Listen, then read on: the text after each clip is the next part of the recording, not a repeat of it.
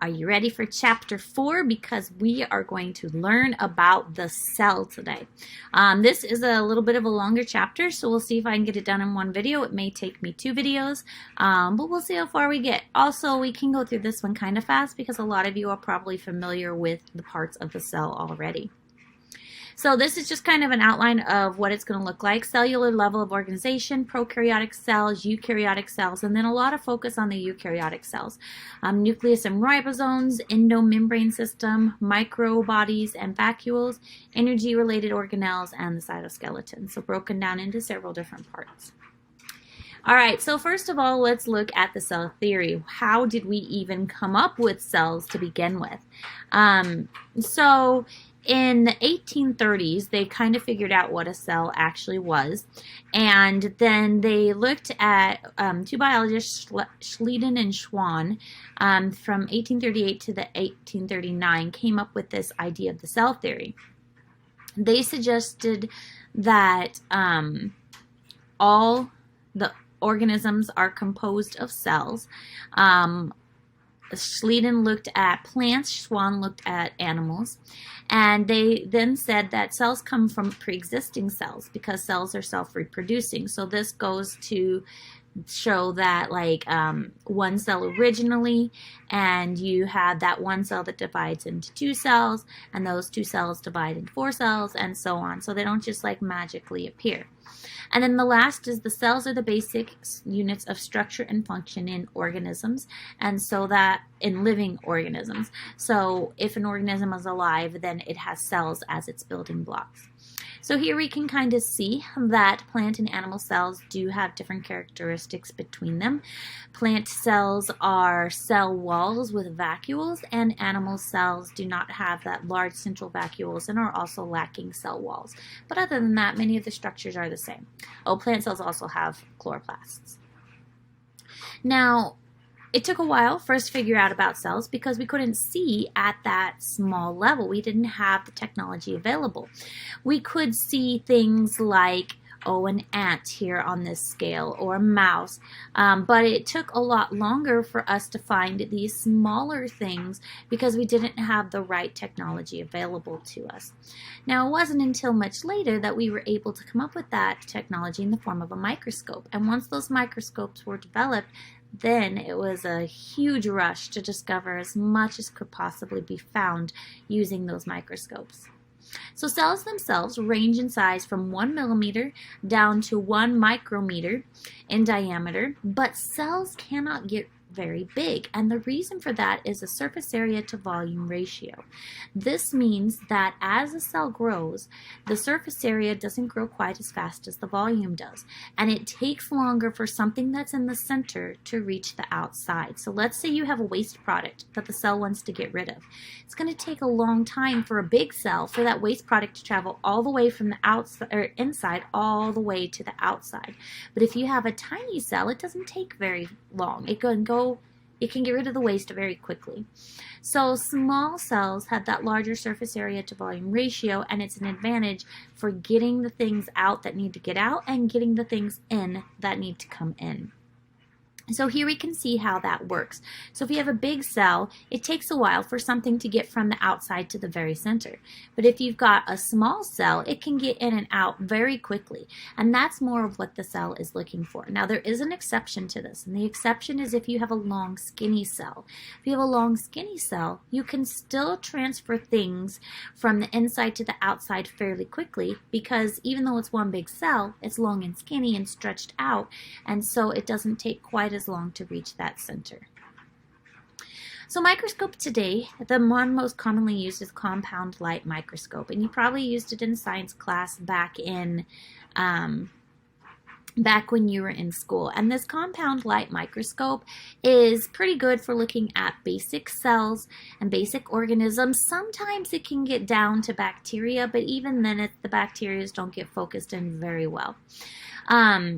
It kind of flip-flops the image by the way that the light bounces off of the refracted glass, and so when you move the microscope one way, you actually see the object moving the other way. These light microscopes are very useful for a lot of research if you don't have to go too much into detail. So here you can see how the light kind of bounces around. You're looking at it through the eye. It kind of flip-flops the image. It gets refracted several times. It has a light source that typically comes up from underneath, and that light source coming up from underneath helps illuminate the image. But it also means that if an image is, or if an object is very thick, that you're not going to be able to see very well through it. It needs to be kind of thin and transparent since the light is coming up through the bottom. Now, the electron or the transmission electron microscope, these things are amazing, and I'm sure you've seen pictures of them before. They are very good at creating kind of a 3D image of what something looks like on the surface and making it very lifelike and very interesting, and you can see like ridges and hairs and things like that. It's got a really good resolution, and it's a kind of a complicated process, but the electrons themselves are passed through a specimen and then they are focused by a set of magnetic lenses. So that's how you get the name the electron microscope, because it is looking at the electrons and measuring them as it passes through. Now, these things are fancy. They're becoming a little more common, but your typical science classroom isn't going to have an electron transfer microscope. Scanning electron microscopes are even more advanced. A specimen is sprayed with a thin coat of metal. An electron beam is scanned across the surface, and the metal emits a secondary electron. So it's all about those electrons again, just like we learned with the bonding. And the image is then photographed, and you can see you get some really amazing details with those scanning electron microscopes that help to really pinpoint what something looks like in relation to its surroundings. Again, not something you're going to find in a typical science classroom, but really cool. I'd love to play with one of these. Never had a chance. I have played with some good microscopes though. Magnification, resolution, and contrast. Magnification is the ratio between the size of an image and its actual size. So you can magnify something by, typically most microscopes go 10, 40, and 100 is the typical. And some of them can go up to 400. But by the time you get up to that high of a magnification, the image usually isn't very clear and is typically pretty dark. A microscope with poor resolution will let a student see one cellular granule compared with 2 granules with greater resolution. Fluorescently tagged antibodies can help visualize subcellular components like specific proteins. So if you want to look at something in particular, sometimes you can color it a specific way to give you that specific image.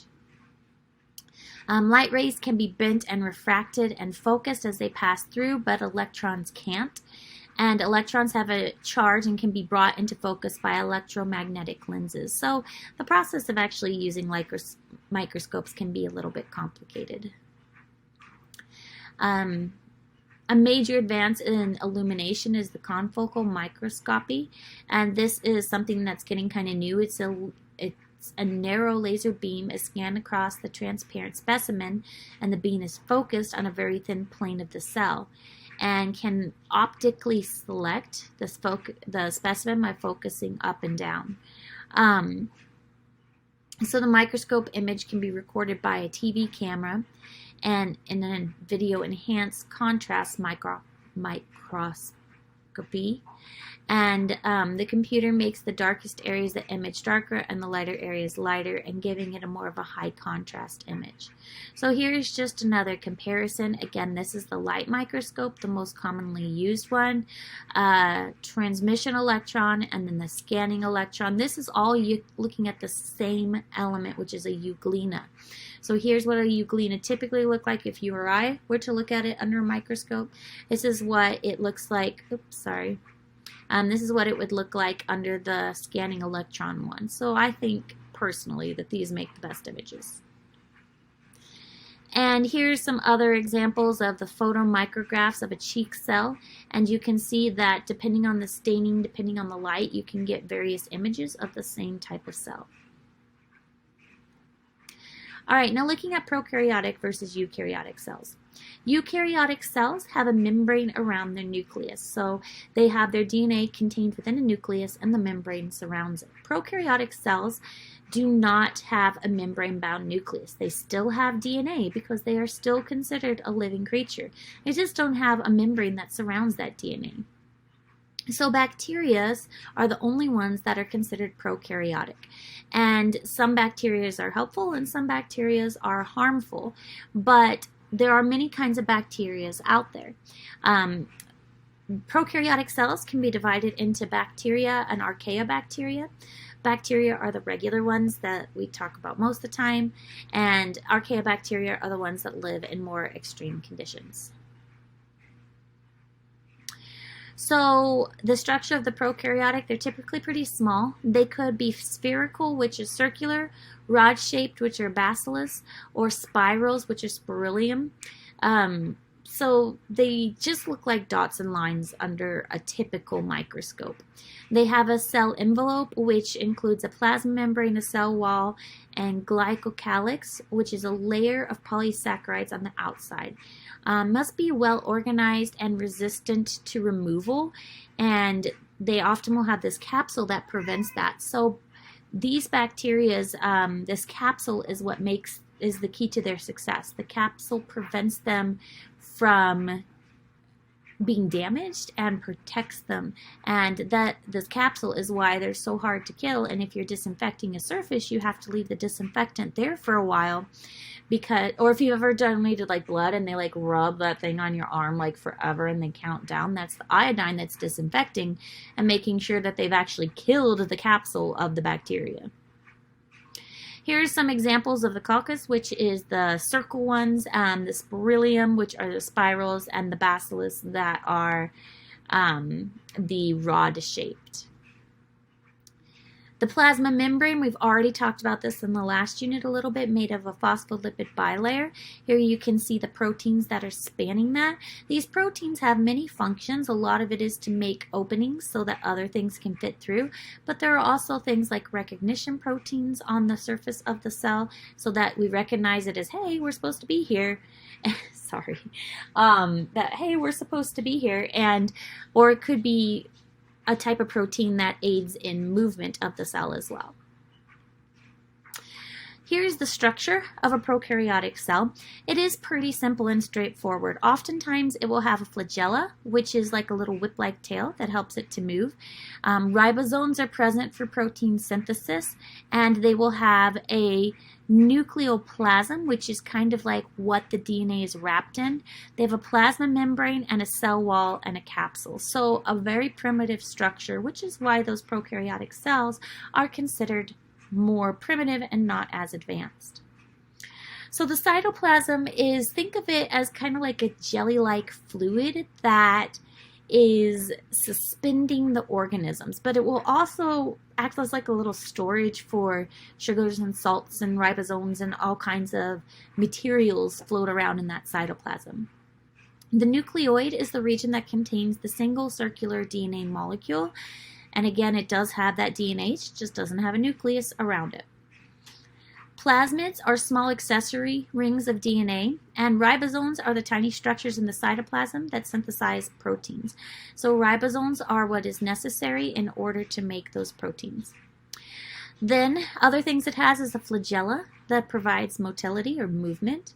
Fimbriae are small bristle-like fibers that sprout from the cell surface, and conjugate pili are more rigid and they're more tubular, and they allow DNA to pass from cell to cell, which is often a way for them to reproduce and mix up their genetics with other bacteria.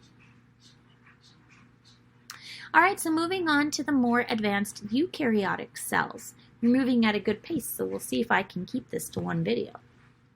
Eukaryotic cells do have a membrane surrounding their nucleus, and that is where the DNA is housed. The DNA can be quite delicate and damaged easily, so it needs to be protected, and that's why the nuclear membrane is important for that.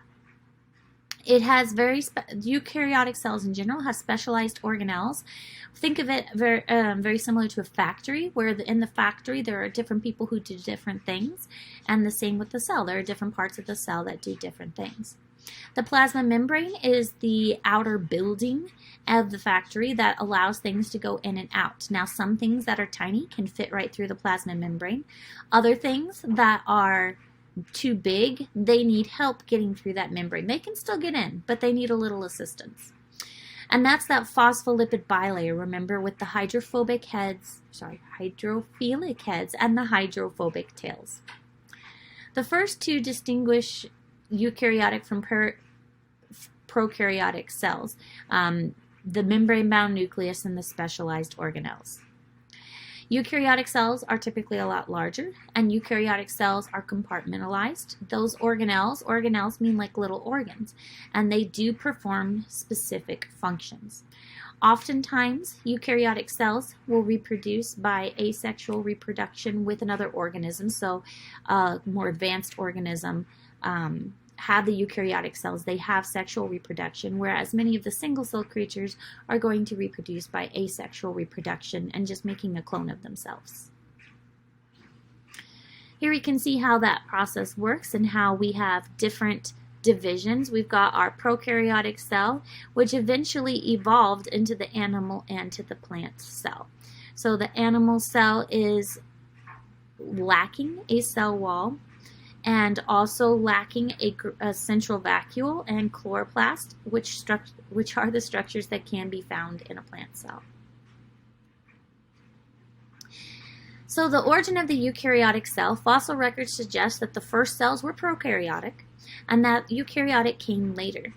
This idea was that eventually some of the mitochondria was individualized and it was sucked up by something else and formed this endosymbiotic relationship that the mitochondria and chloroplast were both sucked up. So the chloroplast obviously sucked up by a plant and mitochondria sucked up by both. And so that's why it's actually kind of interesting. The mitochondria and the chloroplast actually have a double membrane layer. And that's where this idea that they got sucked up by the other thing came from, because they have that extra layer that suggests that they were surrounded and engulfed by something else.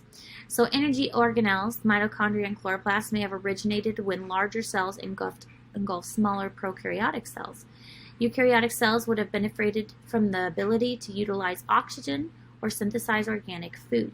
Up until this point, oxygen was kind of toxic and it is very reactive. I mean, you need oxygen to start a fire, and oxygen is a very reactive material. So the fact that plants figured out how, and humans and other cellular respiration organisms figured out how to use oxygen as an advantage was something that allowed them to survive better.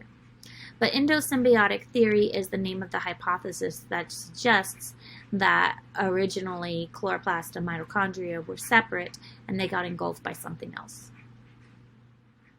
So there are two groups of organelles, the endomembrane system and then energy-related organelles. The endomembrane system are organelles that communicate with one another via the membrane channels and via small vesicles.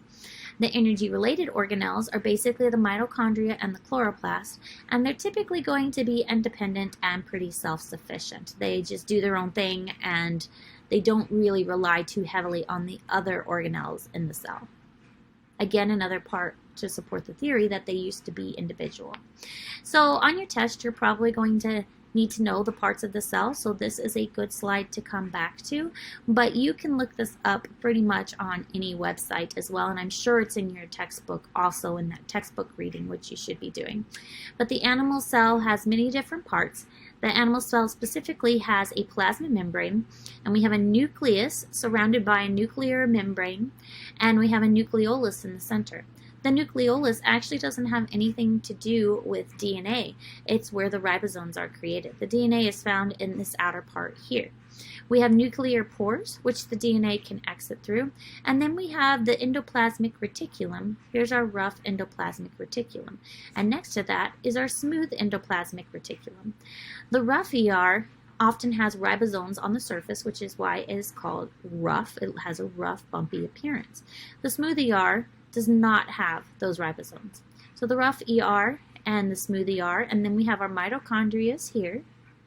And this is our Golgi body with vesicles that surround the Golgi body. Golgi body basically breaks things off into pieces. We also will have some lysosomes and peroxisomes, which are structures that help to break down materials within the cell, and centrioles as well. The centrioles are going to help with cell alignment when the cell is going to divide. Here's your plant cell that has many of the same structures, except it does have a large central vacuole, which is a dead giveaway it's a plant cell. This large central vacuole is used as a storage site for sugars and salts and waters, but it also plays an important role in pressure within the cell. So if a plant is not getting enough water, it starts to wilt and kind of fall over, and that's because the water has been sucked out of this central vacuole and it doesn't have enough pressure to stand up anymore. Cell wall, again made of cellulose, which is difficult to digest.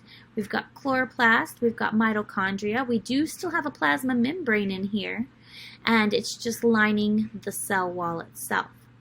Nucleus with a nuclear membrane and nucleolus, rough endoplasmic reticulum and smooth, and then we've got our Golgi body with our vesicles. There's also typically no centrioles in a plant cell. All right, so looking at the structures of the eukaryotic cell, keeping in mind that plant and animal cells are generalized for kind of study purposes, they could have more, they could have less, depending on where they're located in the body.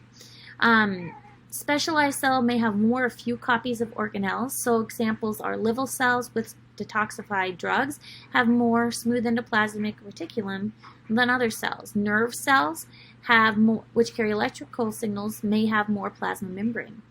But these cells do work together, and they are compartmentalized so that they can separate out their functions in order so that each part can do its own thing.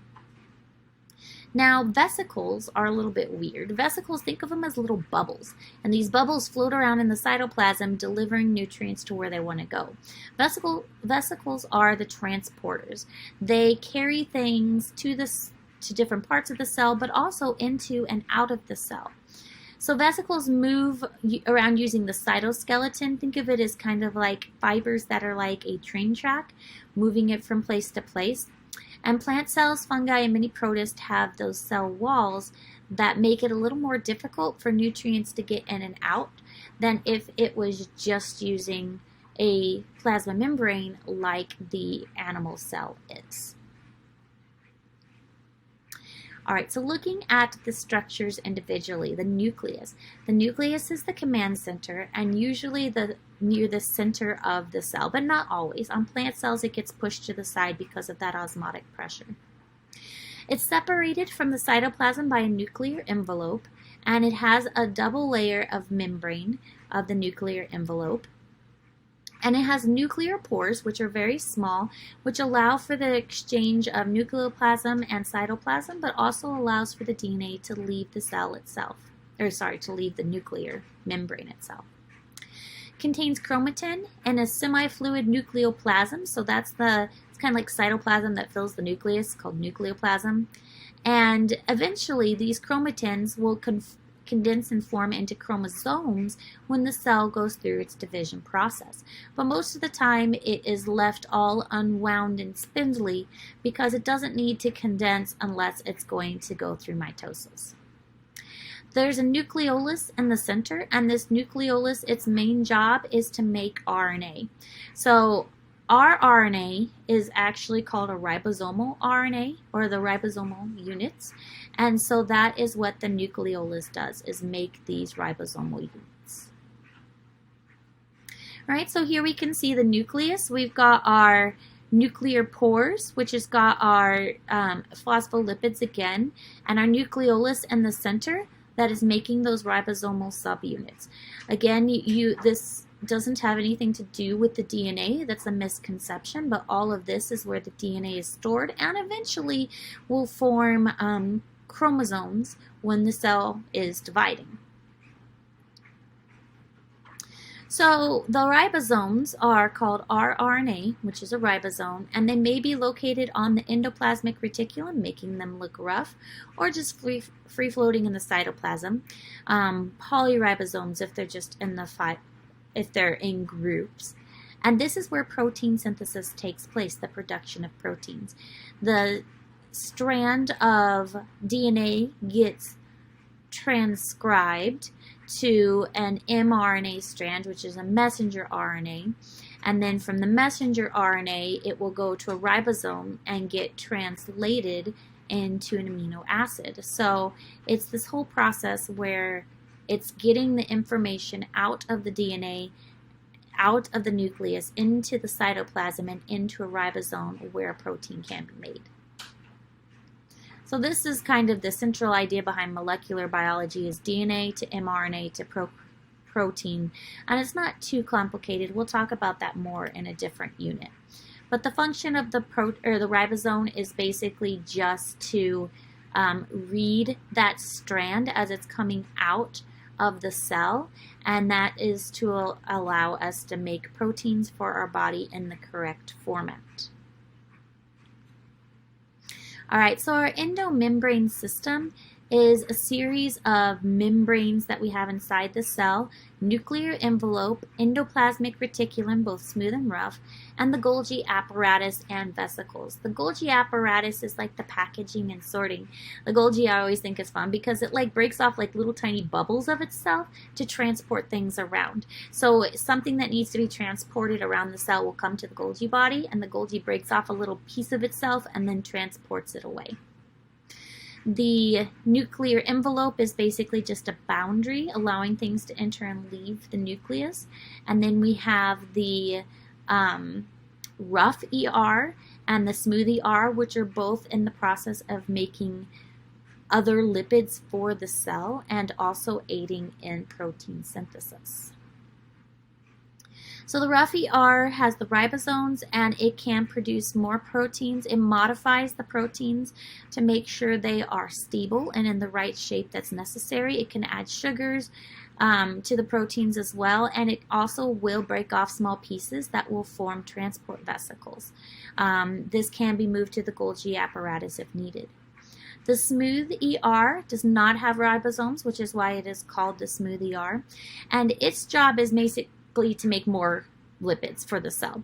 In the testes, it produces testosterone, and it produces several detoxification and storage. There's a lot of smooth ER in the liver because there's a lot of detoxification taking place, and also forms transport vesicles. So here we see the rough ER, which is typically found very closely to the nucleus, and that's just generally where it's located because remember, if it's got ribosomes on it, the ribosomes want to get the information from the DNA that's coming out, and so it's coming out in the form of a messenger RNA, and so it can be picked up very quickly by the ribosomes, especially if it's very close to it. So in these drawings and representations, the rough ER and the smooth ER are often very closely associated with the nucleus. So the Golgi apparatus, again, is named for Camillo Golgi, and it consists of a flattened kind of almost like pancake-like hollow pancakes stacked together, and it is the packaging area. So if something needs to be moved around, it gets sent to the Golgi body, also known as the Golgi body or Golgi apparatus. And it gets modified so it can be shipped around. It breaks off those little bubbles of itself to make vesicles, and those vesicles travel to different places within the cell, or it can leave the cell altogether. So here we can see the Golgi body, which is often separate. It can sometimes be confused with the smooth ER because they do perform a lot of similar functions, but it's often not as closely related to the nucleus and the rough ER. So we've got a vesicle that is popped off here, and that little vesicle bubble goes and it actually joins the membrane of the cell. So it becomes a little chunk of the cell membrane and fuses to it and releases its materials out. This process is called exocytosis. When it's exiting the cell, that little vesicle now becomes part of the membrane, which is a really neat process, this exocytosis. The opposite is true is endocytosis, where you can bump in a little piece of cell membrane that pinches off and a vesicle can be formed that way. All right, lysosomes are membrane-bound vesicles that are not found in plants. Plants have vesicles that perform a similar function as lysosomes, but they are not considered lysosomes. But lysosomes are produced by the Golgi apparatus, and they have enzymes that break things down. They're basically the cleanup crew of a factory. If the Golgi body is the packaging and sorting, and then the lysosomes are the cleanup crew. And they're going to go around and they're going to engulf things that aren't needed and break it down into smaller pieces that can be useful again. Lysosomal storage disease is caused by a defect in the lysosomal enzyme. Tay-Sachs syndrome and gene therapy can sometimes restore these missing enzymes to the cell. Here's what the lysosome looks like, and again, it has a lot of digestive stuff going on inside, sometimes a peroxisome. Here's a peroxisome fragment, and it's going to engulf and break down those materials to keep the cell clean. So just kind of a summary, this would be a good one to come back to if you just need a summary of the endomembrane system. Proteins produced in rough ER and lipids from smooth ER are carried in vesicles to the Golgi body. Golgi apparatus modifies these and sorts them and sends them where they need to go in vesicles. There are vesicles that can join with the cell membrane by a process called exocytosis that kind of releases the things outside the cell. And mammary glands, when they produce milk, are a great example of this, along with the pancreas producing digestive enzymes. Lysosomes fuse with vesicles that are coming in and will digest things that the cell no longer needs, so kind of like a cleanup crew. Here we can see how the endomembrane system works with our rough ER and our smooth ER, making vesicles that get transported to the Golgi apparatus.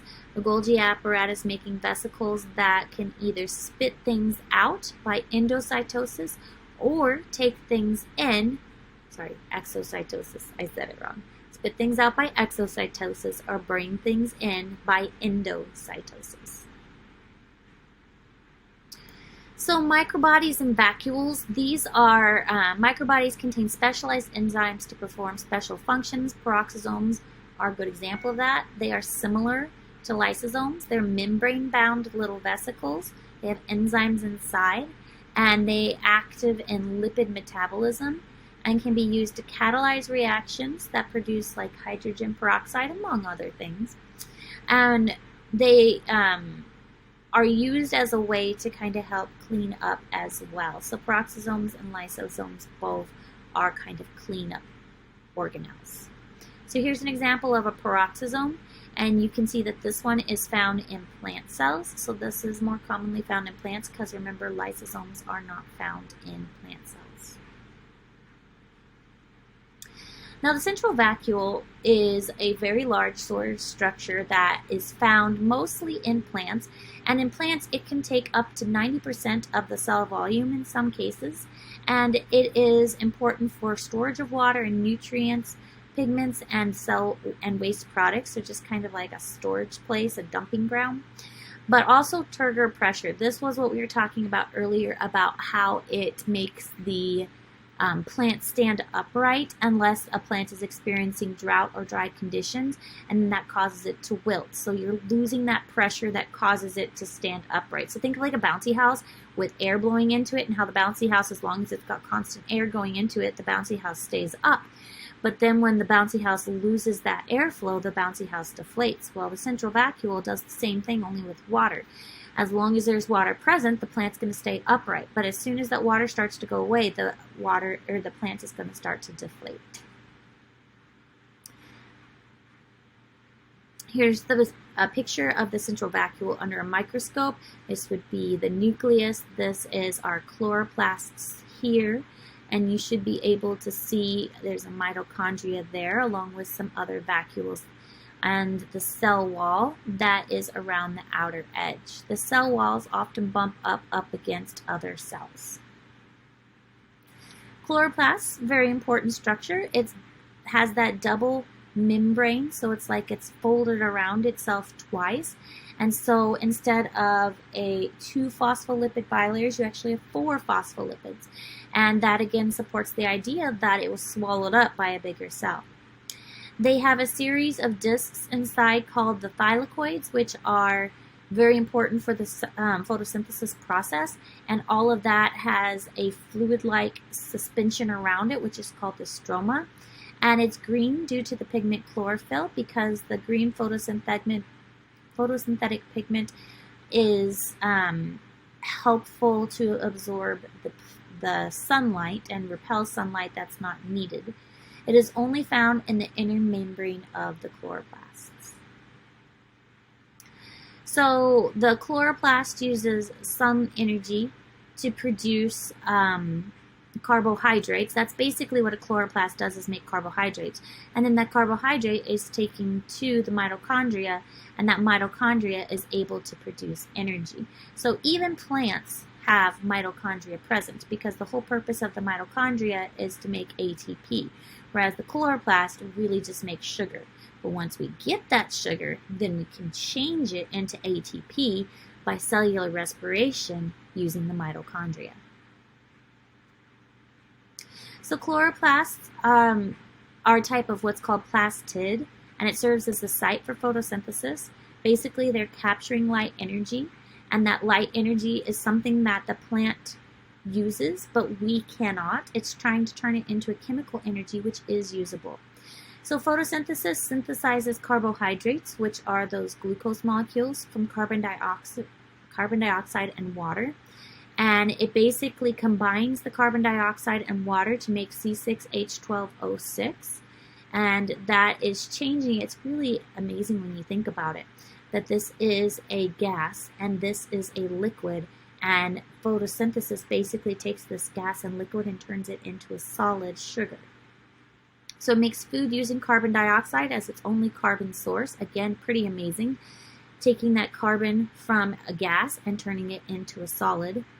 And it combines it in such a way that it can send that sugar off to the mitochondria to then make ATP.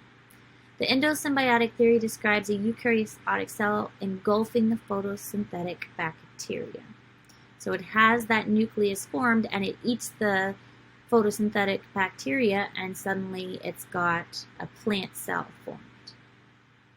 Here we can see its basic structure. This is what it looks like under a microscope with all those thylakoids discs.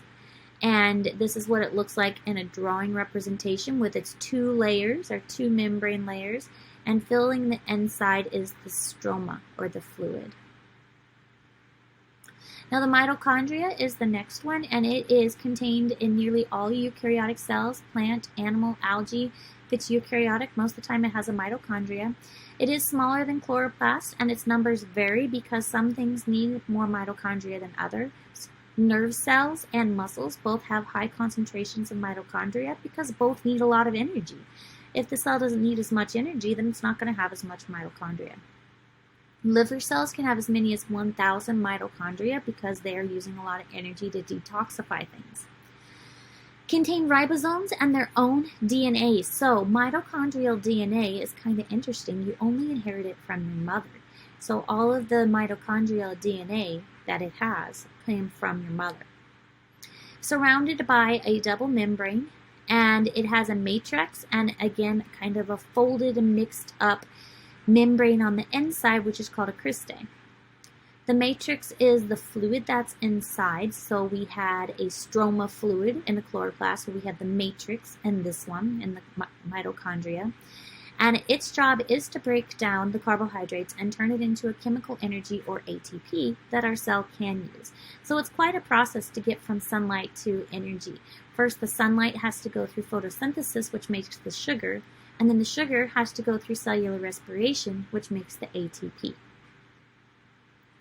Here we can see the basic structure of the mitochondria, usually represented by red in artist drawings. That's not really red under the microscope. It's just artist drawings tend to unify these things. But there are a lot of folding on the inside, and it's across that folded membrane that the cellular respiration process takes place.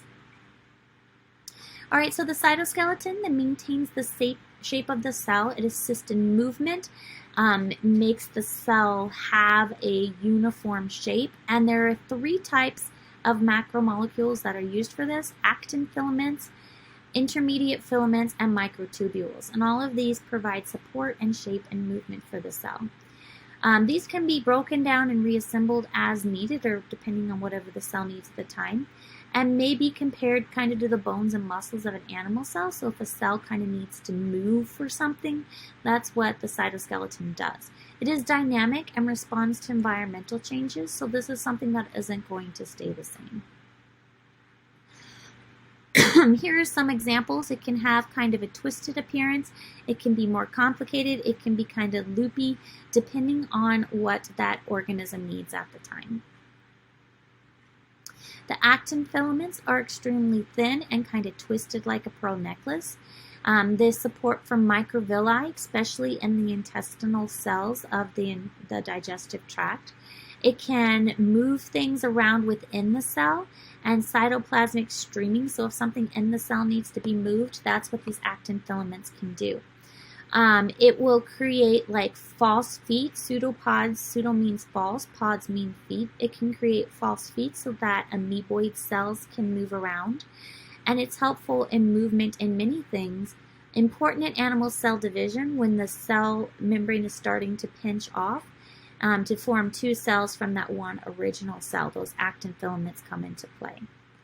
So we can see actin filaments in the movement of muscles. Here they are attaching to the myosin filaments and being used as a movement on the muscle cells.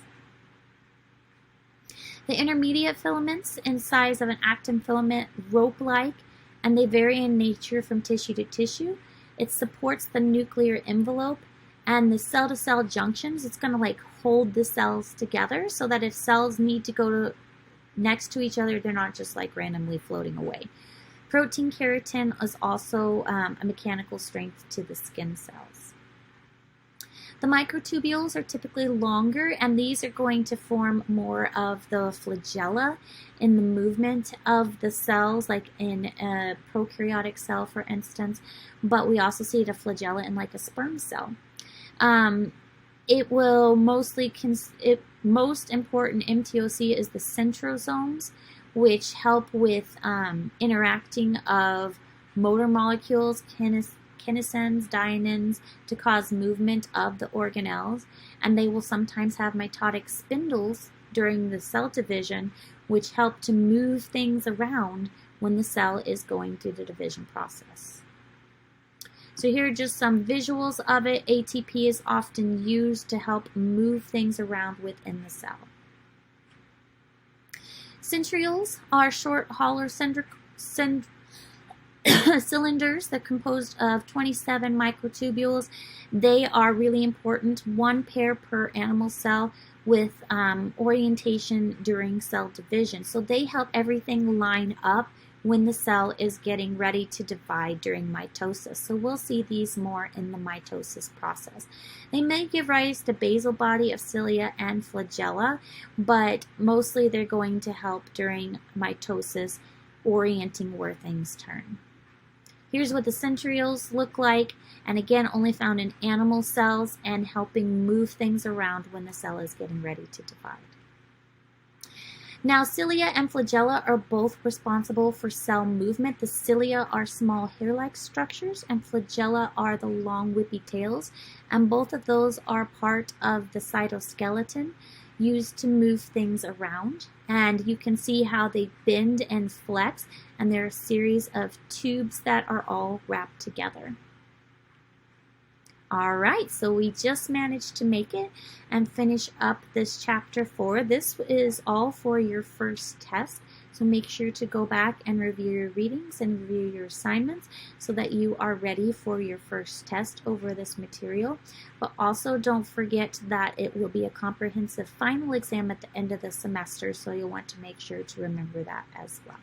See you for chapter 5.